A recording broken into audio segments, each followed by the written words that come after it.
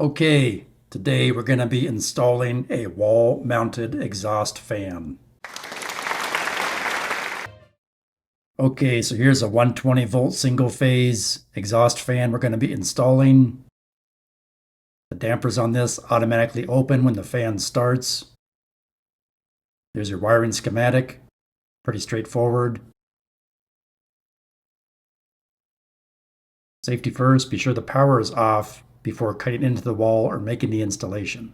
So we're going to use a level and mark out the location of the fan. Cut it with a drywall knife. We'll transfer those marks to the exterior wall. Cut out the exterior wall. And then we'll frame in with some 2x4s the opening. Let's double check, make sure the fan fits in the opening easily. Yes, it does. We can go and secure it to those 2x4s in the wall. We'll go and wire the fan motor up. Wire the thermostat switch that will turn the fan on and off. That's what the finished product looks like. We use BX cable. Let's test it.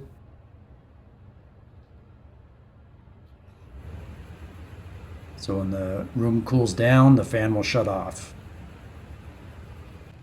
You can adjust the temperature setting right here. This is for an unoccupied elevator equipment room that we're trying to cool off. You can see I turned the temp up, it shut it off. Here's what it looks like from the outside exterior wall of that equipment room.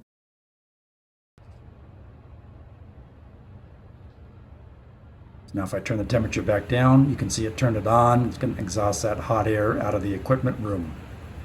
I hope this information helps you. Please like, share, subscribe, leave me a comment, and thanks for watching.